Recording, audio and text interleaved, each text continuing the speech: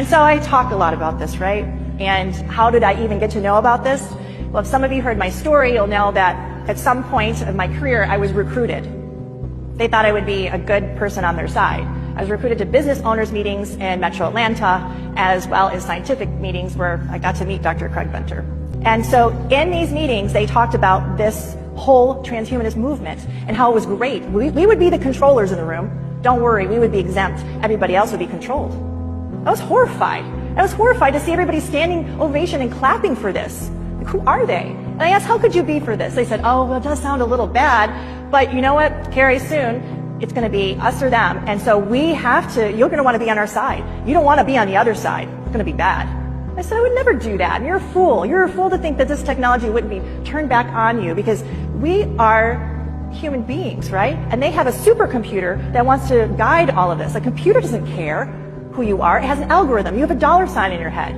It's not like the Marines, all for one, one for all. A computer sees it as foolish, it's frivolous, right? So I had all this knowledge. That's how I got to know how to research for it. But I was still not happy. I'm a person I have to know, right? So I decided I'm going to look inside of these vials. Even though it's not legal, I don't care, because if something goes against my God-given rights and my human rights, it is my duty to break that law. This is our world, our planet, our children, our bodies. Don't give it away. It's ours, right? So this is one of the pictures of Moderna. I put 2 drops on a glass slide. I had a compound microscope. That's it, guys. You could get it easily, $300. And I had a white light going up on the middle and a glass top on the very top. And that's it. I waited 2 hours. And it was translucent at first, and all of a sudden, colors appeared. Vibrant purples, blues, reds, greens. I'm like, I've never seen this chemical reaction. There was no chemical reaction, right? So I ended up finding out all these colors, actually, when they appear under a white light, that's a sign of a superconducting material inside these injections. All the manufacturers have that. What that means, it's proof they are putting an injectable computing system inside every single one of these vials. An injectable computing system. Did they say anything to any of us? No. Also, I saw a lot of metallic flex fragments. I didn't see anything about metal fragments on the ingredient list, again. And these metallic fragments, to me, look a little more exotic. It's not like your typical aluminum, etc., right? This is not nanotechnology. I mean, this is not looking at nanotechnology. This is on a much grander scale. This is crazy. So this picture kind of has been going around, I think. There is self-assembling. This is 2 hours. It's not like 12 hours. 2 hours time. I also saw this thing. It was able to lift itself up off of the glass slide. It had tentacles like you see here. It was able to move. It was my opinion, this is my interpretation, that it was self-aware. I've never encountered anything like that. I've done slides. I've done all kinds of preparation of slides of biologic materials, etc. Never have I witnessed anything like that. Surely, maybe some contamination, right? So 2 months later, I get another Moderna vial, and I look at it under the microscope, and here's, what is that? Still trying to figure it out, guys. But we shouldn't have unidentified objects inside of these injections.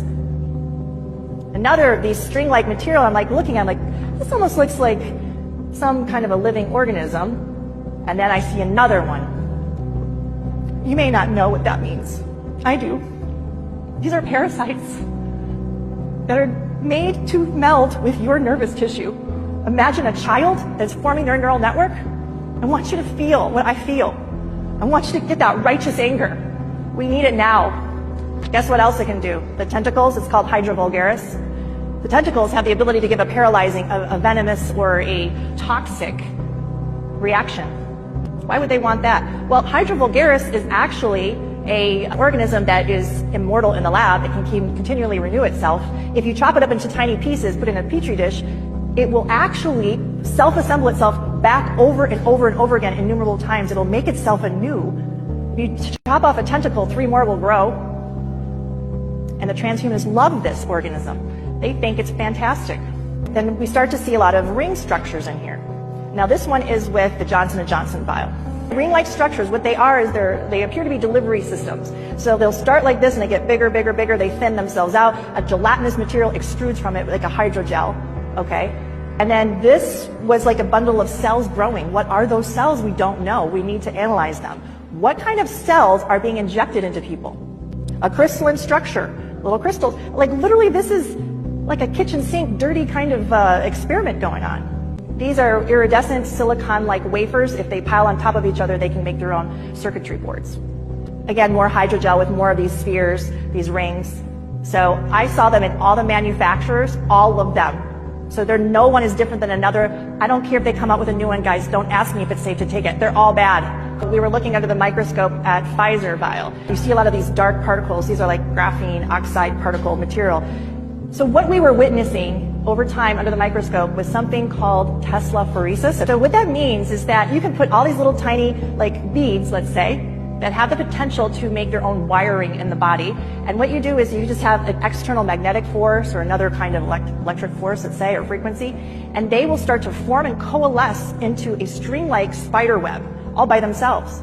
So you just have to put the junk in somewhere, turn on a frequency, and voila, it starts to make its own neural network, string-like consistency. We were seeing it here inside of this vial, starting to coalesce, starting to form structures. So this is another organism. We see this over and over. This would be like a Polypodium or a Hydra vulgaris organism. Again, we see this over. It's not a mistake. It's in different states, multiple vials, multiple batches, multiple times. There's no mistake. I mean, we could go on and on, parasite after parasite. And let me back up. They appear to be parasites, right? If it looks like a duck, quacks like a duck, walks like a duck, it probably is, right? How is this in the betterment of humanity?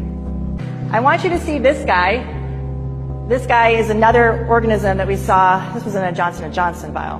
Watch closely the translucent thing that moves around the edge of the ring. Do you see that? The translucent, I thought it was like a larvae, like another life form, but the way it moved was more robotic to me. This could be a nanobot. We don't know. That should not be in any human body injected into our children, our babies, and us. So if you knew what a human nerve cell looked like, a dendrite, it would look just like this. But this isn't from a human, guys. This is from whatever they're injecting inside of you. They're literally, this is my opinion, they're trying to put another kind of nervous system inside of you, but an AI kind, or they're hijacking this parasite to put inside of you. These are my hypotheses. I encourage you to do your own research. And for the people who don't believe me under the microscope, you can get a $300 microscope and you can put the drops on there and you can look and see the pictures too, right?